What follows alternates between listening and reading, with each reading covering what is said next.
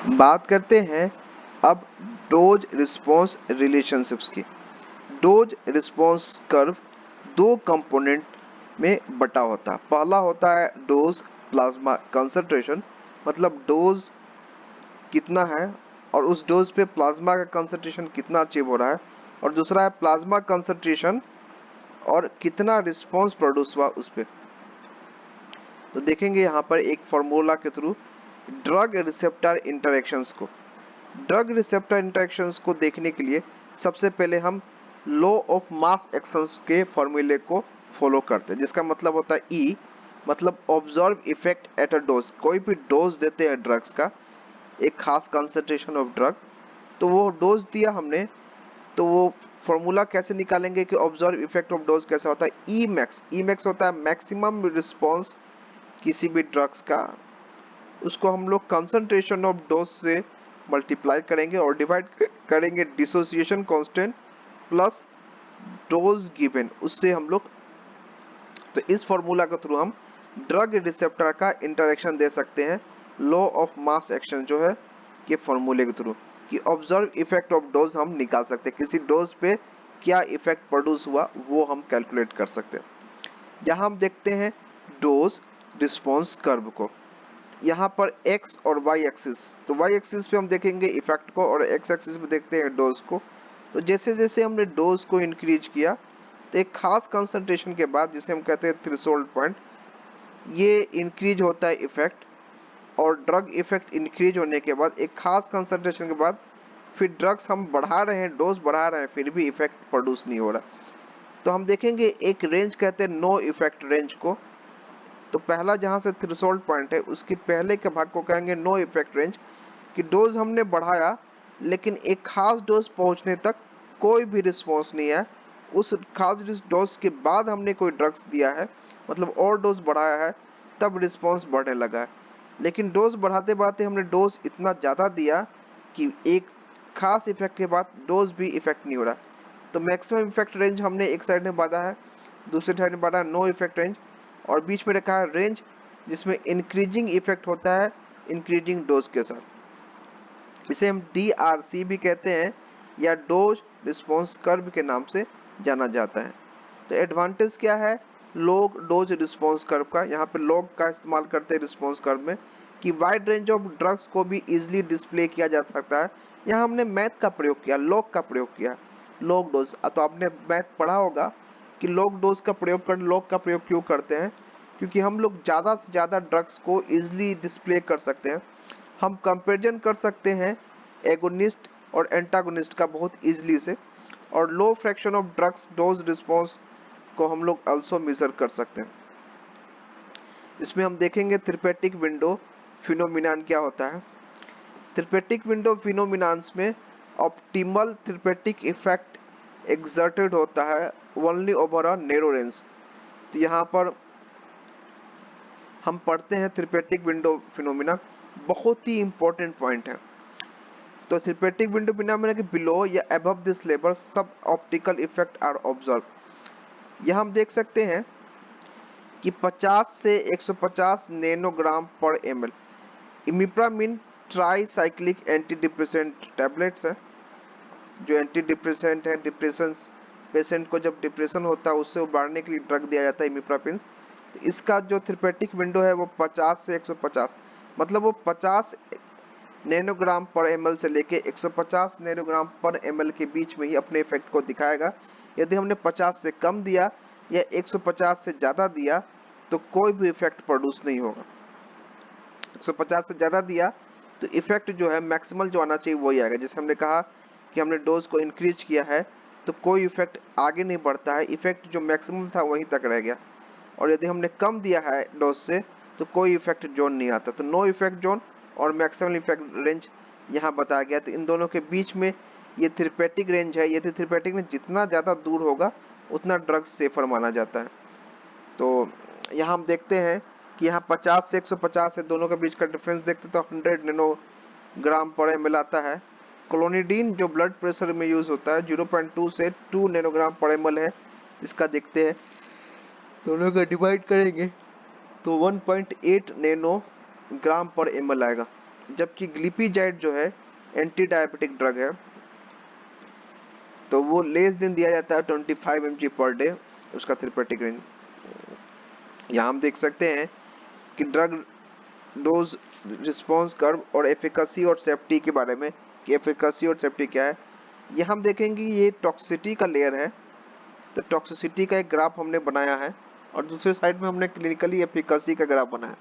तो जितना दूरी होगा इन दोनों ग्राफ के बीच में उतना हमारे लिए अच्छा है। बात करते हैं ड्रग पोटेंसी की, डिफिनीशन देखते हैं इसके बाद। ड्रग पोटेंसी क्या होता है? ड्रग पोटेंसी का मतलब हो गया वो अमाउंट ऑफ ड्रग जिससे कि सर्टेन रिस्पॉन्स प्रोड्यूस हो। इसे हम एक कहानी से समझते हैं कि यदि सपोज करो किसी को बुखार हो और उसे कहा जाए कि आप एक पैरासीटामोल का टैबलेट लें और उस टैबलेट को सिंपली टच करें जीभ पर और बाहर निकाल लें, तो क्या उससे फीवर चली जाएगा? इसका उत्तर होगा नहीं। पैरासीटामोल का एक खास अमाउंट, चाहे वो आधा गोली हो या 1/4 टैबलेट हो, यदि दिया जाता है तब कुछ रिस्पॉन्स आने लगता है, फीवर जो है वो नॉर्मल होने लगता है, बढ़ा हुआ टेम्परेचर जो है वो घट के नॉर्मल टेम्परेचर में आने लगता है। एक खास अमाउंट दिया, चाहे तो आधा गोली दिया होगा या 1/4 टैबलेट दिया होगा, जो भी कॉन्सेंट्रेशन है। तो इसमें कहा गया कि किसी भी रिस्पॉन्स को प्रोड्यूस करने के लिए certain amount of drug needed होता है, ठीक है। तो इसको हम कहते हैं डोज। तो यहाँ हम देखेंगे clinically superiority unless the potency for the therapeutic effect has a late adverse effect. तो हम देखेंगे पोटेंसी बहुत इंपॉर्टेंट है और ये थेरेपेटिक इफेक्ट को प्रोड्यूस करता है और इसके कारण भी हम लोग एडवर्स रिएक्शन जो है वो मेजर करते हैं। ये it is not clinically superiority unless the potency for therapeutic effect have less adverse effect. तो हमने कहा कि यदि इसमें एडवर्स इफेक्ट बहुत ही कम है तो पोटेंसी जो है बहुत इंपॉर्टेंट पॉइंट रखता है। तो ड्रग पोटेंसी, अब इसे समझो पोटेंसी का क्या मतलब हुआ, एडवर्स इफेक्ट का क्या रिलेशन है। सपोज करो कि हमने कोई ड्रग्स बनाया है जो 1 mg पे ही इफेक्ट को प्रोड्यूस करता है, दूसरा ड्रग जो है 10 mg पे प्रोड्यूस करता है इफेक्ट को, लेकिन इफेक्ट के साथ साथ उसके एडवर्स इफेक्ट को भी स्टडी करना जरूरी होता है।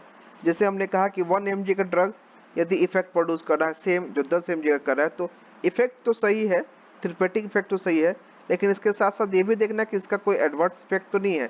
यदि 1 mg वाला एडवर्स इफेक्ट भी ज़्यादा प्रोड्यूस करता है तो फिर हमारे लिए वो ड्रग चॉइस ऑफ ड्रग नहीं होगा। तो हम सुपेरिटी नहीं देंगे क्लिनिकली का यदि उसमें एडवर्स इफेक्ट ज़्यादा हो, तो लेस एडवर्स इफेक्ट वाला ही ड्रग्स हम चूज करते हैं। तो ड्रग पोटेंसी हम मान के चलेंगे रिलेटिव पोटेंसी हो सकता है और अब्सोल्यूट पोटेंसी, ये दो तरह के ड्रग पोटेंसी माना जाता है। अब बात चलते हैं रिलेटिव पोटेंसी क्या है और अब्सोल्यूट पोटेंसी क्या है। तो इसमें हम देखेंगे relative potency versus absolute potency में, इसमें हम देखते हैं एक छोटा सा फॉर्मूले के थ्रू समझाया गया है कि 10 mg मॉर्फिन 100 mg पैथिडीन के बराबर है। इसे हम एक कहानी से समझते हैं कि सपोज करो कि दो बालक है, एक राम है और एक श्याम है। हम कहेंगे कि राम 10 मीटर 5 फीट लंबा है और श्याम जो है वो 6 फीट लंबा है। इससे क्या पता चला कि राम की एब्सोल्यूट हाइट है 5 फीट और श्याम की एब्सोल्यूट हाइट 6 फीट है। अब हम दोनों के बीच में रिलेशन करते हैं कि सपोज करो दो और लड़के हैं, मदन और गोपाल। मदन की हाइट गोपाल की हाइट की 1.5 गुनी है। यहाँ पे हमने रिलेटिव हाइट बताया है, हमने ये नहीं कहा कि मदन की हाइट 5 फीट है या गोपाल की हाइट 6 फीट है। हमने कहा कि मदन की हाइट गोपाल की हाइट की 1.5 गुनी है या 2.5 गुनी है, तो यहाँ हमने रिलेटिव कहा है। उसी तरीके से हमने कहा कि 10 mg मॉर्फिन जो है ये एक एब्सोल्यूट पोटेंसी कहा गया 10 mg मॉर्फिन, और 100 mg पैथिडीन भी एब्सोल्यूट है, लेकिन 10 mg morphine is equal to 100 mg of pethidine, ये हो गया रिलेटिव पोटेंसी। ये दोनों के बीच में रिलेशन दिखाया जा रहा है कि 10 mg मॉर्फिन लेंगे और 100 mg पैथिडीन लेंगे, दोनों का इफेक्ट सेम होगा। यहाँ जो इफेक्ट की बात की जा रही है वो हम बात कर रहे हैं एनाल्जेसिक इफेक्ट की, मतलब दर्द कम करने का। हालांकि मॉर्फिन में बाकी सारे भी इफेक्ट होते हैं, लेकिन यहाँ जो इफेक्ट को कंपेरिजन किया गया है वो एनाल्जेसिक इफेक्ट को ही कंपेरिजन किया गया है, मॉर्फिन के दूसरे इफेक्ट को कंपेरिजन नहीं किया गया है। तो ड्रग एफिकेसी क्या होता है? जो maximum response that can be elicited by the drugs के कारण जो मैक्सिमम इफेक्ट होता है उसे ड्रग एफिकेसी कहते हैं। तो हम देखते हैं ड्रग पोटेंसी और ड्रग एफिकेसी के लिए ग्राफ की मदद से एक्स एक्सिस पे और वाई एक्सिस का हमने खींचा है, वाई एक्सिस पे हमने रखा है रिस्पॉन्स को और एक्स एक्सिस पे हमने ड्रग लो कंसंट्रेशन को रखा है। यहाँ पे दो तरह के और चार तरह के ग्राफ्स दिखते हैं, ग्राफ ए और ग्राफ बी। यहाँ हम देख सकते हैं ग्राफ ए को और ग्राफ बी को। देखेंगे ग्राफ ए की जितनी हाइट है उतनी ही ग्राफ बी की हाइट है, लेकिन हम देखेंगे कि एक्स एक्सिस पे मिला के तो ग्राफ ए जो है पहले मिलता है, ग्राफ बी जो है बाद में मिलता है। तो हम कह सकते हैं कि रिस्पॉन्स दोनों का सेम है, क्योंकि रिस्पॉन्स बोला गया है वाई एक्सिस पे, तो वाई एक्सिस यदि हम मिलाते हैं तो ए और बी दोनों का मिल जाता है। इसका मतलब ए और बी दोनों की एफिकेसी, क्योंकि रिस्पॉन्स को हम एफिकेसी भी कहते हैं, सेम है। लेकिन पोटेंसी के मामले में देखा जाए तो ए जल्दी रिस्पॉन्स देता है, बी बाद में रिस्पॉन्स देता है। मतलब सपोज करो, इसे एक कहानी समझते हैं कि दो ड्रग है, ड्रग ए और ड्रग बी। ड्रग ए को हमने 5 mg लिया है तो उसने जितना भी हमारा पेन था वो खत्म कर दिया है, जबकि ड्रग बी को भी हम 10 mg लिए हैं तब जाकर वो हमारे पूरे पेन को खत्म कर दिया। लेकिन रिस्पॉन्स है कि दोनों का दोनों 100% रिस्पॉन्स देता है, एक 5 mg पे देता है, एक 10 mg पे देता है। अब बात करते हैं डी और सी की। डी और सी जो है ये दोनों दोनों उसी में कंपेरिजन करते हैं कि ड्रग डी और सी दोनों को यदि वाई एक्सिस पे मिलाया जाए तो दोनों का हाइट सेम आता है लगभग। तो डी और सी जो है कि एफिकेसी सेम है लेकिन पोटेंसी अलग है। पोटेंसी मान के चले कि यदि हमने एक्स एक्सिस में मंगाया तो पहले ही ये कट होता है, जबकि सी जो है बाद में कट होता है। तो डी और सी जो है सेम एफिकेसी है लेकिन डिफरेंट पोटेंसी है। डी जो है मोर पोटेंट है एज कम्पेयर टू सी, क्योंकि डी पहले ही कट हो गया। सपोज करेंगे जो लेस कंसंट्रेशन, जैसे 1 mg में कोई ड्रग रिस्पॉन्स देता है तो 10 mg वाले ड्रग से वो ज़्यादा पोटेंट माना जाएगा, क्योंकि एक ही mg पे उसने अपने इफेक्ट को प्रोड्यूस किया है। उतना ही इफेक्ट प्रोड्यूस करने के लिए सी ड्रग चाहिए। लेकिन यहाँ देखें ग्राफ जो है बी के कंपेरिजन में तो दोनों ग्राफ नीचे है, ए ऊपर में है और बी का ग्राफ नीचे। इसका मतलब ए ज़्यादा पोटेंट, ए ज़्यादा एफिकेसियस है, ठीक है, डी से। मतलब ए का रिस्पॉन्स ज़्यादा है। रिस्पॉन्स मान के चलते कि चारों ड्रग हमने पेन किलर माना है, पेन को रिलीव करने वाला ड्रग माना है चारों को रिस्पॉन्स पे। तो ड्रग ए जो है वो देखेंगे कि यहाँ तक रिस्पॉन्स कम करता है, 100% रिस्पॉन्स कम करता है। यदि यहाँ पे 100% माना जाए तो 100% रिस्पॉन्स को कम करता है, लेकिन ड्रग डी जो है वो 100% रिस्पॉन्स को कम नहीं कर रहा है। हाँ, पोटेंसी ज़्यादा है। तो इन दोनों ड्रग्स को ऐसे समझिए कि सपोज करो कि हमने ड्रग डी और ए का कंपेरिजन करते हैं। ड्रग डी को हमने 1 mg दिया तभी उसका रिस्पॉन्स आने लगा और रिस्पॉन्स इतना बढ़िया था, लेकिन वो बढ़िया रिस्पॉन्स ज़्यादा देर तक टिका नहीं। हमने ड्रग 1 mg से हमने 2 mg दिया, 2 mg से 2.5 mg तक दिया, लेकिन 2.5 mg के बाद देने के बाद भी दर्द कम तो हुआ लेकिन पूरे तरीके से गया नहीं। 2.5 के पास आप 5 दो, 10 दो, 20 दो, कोई फर्क नहीं पड़ता, दर्द जो है पूरे तरीके से कम नहीं होगा। जबकि ड्रग ए जो है हमने यहाँ, चूंकि ड्रग डी जो है 1 mg पे ही रिस्पॉन्स देने लगता है, ड्रग ए जो है वो 2 mg दिया तब उसका रिस्पॉन्स स्टार्ट हुआ। लेकिन 2 mg के बाद हमने 3 mg दिया, 4 mg दिया, धीरे धीरे ड्रग को इंक्रीज किया तो रिस्पॉन्स इतना बढ़िया आया कि पूरा का पूरा दर्द जो है गायब हो गया। जबकि ड्रग डी में था कि रिस्पॉन्स पहले आया लेकिन दर्द कम होना स्टार्ट हुआ। रिस्पॉन्स क्या था? दर्द का कम होना, पेन रिलीवर। लेकिन दर्द जो है वो पूरा तरीके से कम नहीं हुआ। हमने डोज बढ़ाते भी गए तो दर्द जो पूरा कम होना चाहिए वो नहीं हो पाया। जबकि ड्रग ए में जो था रिस्पॉन्स बाद से आता है लेकिन दर्द को वो पूरा कम करता है। इसका मतलब ड्रग ए जो है वो लेस पेटेंट है, लेस पोटेंसी है ड्रग डी की कंपेरिजन में, लेकिन एफिकेसी ज़्यादा है। अब देखेंगे ड्रग डी जो है वो मोर पोटेंट है, बस लेस एफिकेसियस है ड्रग बी से। डी और सी में कंपेरिजन करेंगे तो ड्रग डी और सी की एफिकेसी सेम है, लेकिन ड्रग डी ज़्यादा पोटेंट है ड्रग सी के कंपेरिजन में। तो यहाँ ड्रग पोटेंसी और ड्रग एफिकेसी की चर्चा की गई है। एक चर्चा और करते हैं हम यहाँ पे। एस्पिरिन लेस पोटेंट है और लेस एफिकेसियस है एनाल्जेसिक रिस्पॉन्स में देखा जाए मॉर्फिन से। पैथिडीन लेस पोटेंट है लेकिन एफिकेसी के मामले में सेम है मेटालाजोन के कंपैरिजन में। डाइजेपाम मोर पोटेंट है लेकिन लेस एफिकेसियस है पेंटोबार्बिटोन के कंपैरिजन में। फुरसेमाइड जो है वो लेस पोटेंट है और मोर एफिकेशियस है मेटालाजोन के कंपैरिजन में। तो यहाँ पे हम एक और कंपैरिजन कर सकते हैं DRC की मदद से। यहाँ देखेंगे हाइड्रोलाजाइन और हाइड्रोक्लोरोथायाजाइड का, तो एफिकेसी देखेंगे कि हाइड्रोलाजिन की ज़्यादा है, रिस्पॉन्स ज़्यादा प्रोड्यूस करता है एज कम्पेयर टू हाइड्रोक्लोरोथायाजाइड। अब हम बात करते हैं थेरेपेटिक इंडेक्स की। थेरेपेटिक इंडेक्स कहा जाता है gap between the DRC of the effect और DRC ऑफ एडवर्स इफेक्ट। तो इसे हम देखते हैं इस तरीके से। सपोज करो हम किसी ड्रग्स को प्रोड्यूस करते हैं तो उसमें दो तरह की चीज़ों को ऑब्जर्व करेंगे। पहला कि ड्रग का इफेक्ट क्या है, उसका एक ग्राफ बनाएंगे, और ड्रग का एडवर्स इफेक्ट क्या है, उसका एक ग्राफ बनाएंगे, और उन दोनों के बीच का जो डिफरेंसेस है वो हम देखेंगे। इसे हम कहते हैं थेरेपेटिक रेंज। तो थेरेपेटिक रेंज जो है ये बहुत ही इंपॉर्टेंट है। तो थेरेपेटिक रेंज को हम लोग भी मेजर करते हैं और उसके लिए एक थेरेपेटिक इंडेक्स का भी फॉर्मूला है। थेरेपेटिक इंडेक्स करते हैं LD50 अपॉन द ET50। इसे हम इस तरीके से समझ सकते हैं कि सपोज करो हमारे पास 100 चूहे हैं, तो LD50 लीथल डोज, कितना डोज देने के बाद चूहे जो है वो आधे मर जाते हैं, मतलब 100 में से 50 चूहे जो है वो मर जाते हैं। ये हो गया एक डोज। दूसरा डोज होगा इफेक्टिव डोज।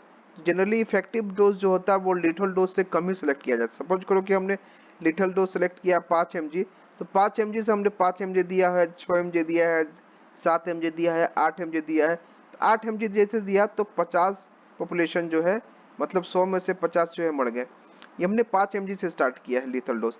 इफेक्टिव डोज हमने स्टार्ट किया होगा सपोज करो 0.5 mg से। 0.5 mg दिया होगा, 6 mg दिया होगा, 0.6 दिया होगा, 0.7 दिया होगा, 0.8 दिया होगा, 1 दिया होगा।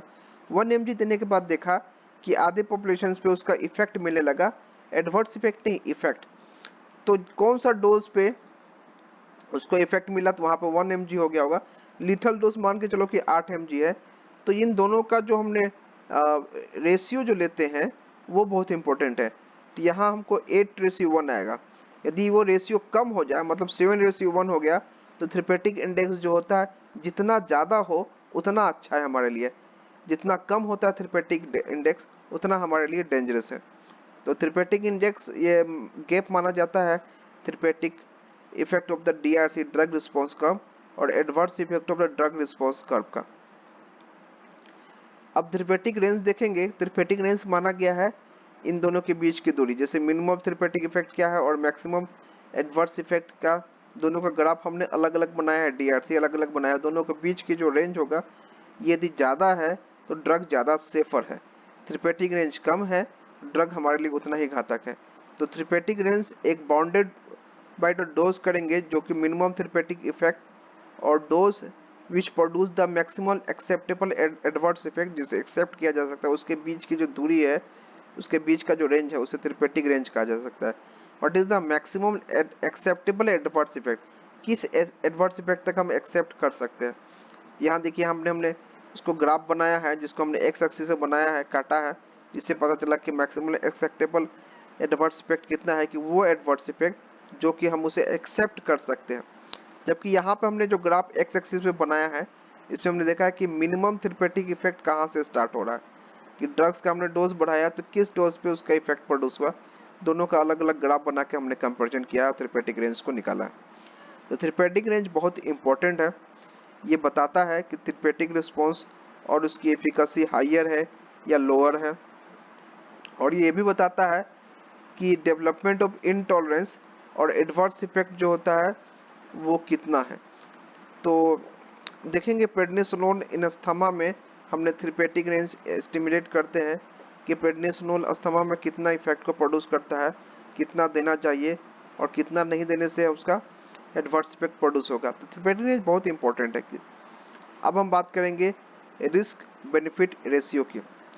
किसी भी ड्रग्स को हम यदि कंज्यूम करते हैं तो दो चीज़ देते हैं कि उसका बेनिफिट कितना होगा और रिस्क क्या होगा, और दोनों का रेशियो हम निकालते हैं किसी कैलकुलेशन के माध्यम से कि कितना वो रिस्की है और कितना वो बेनिफिट दे रहा है। तो फिजिशियन ये डाटा कलेक्ट करते हैं, जिसको हम कहते हैं फार्मेको एपिडेमियोलॉजी। और इसी हम कहते हैं रिस्क बेनिफिट रेशियो। अब आगे बढ़ते हैं कंबाइंड इफेक्ट ऑफ ड्रग, लेकिन इसके पहले हम लेंगे एक छोटा सा ब्रेक।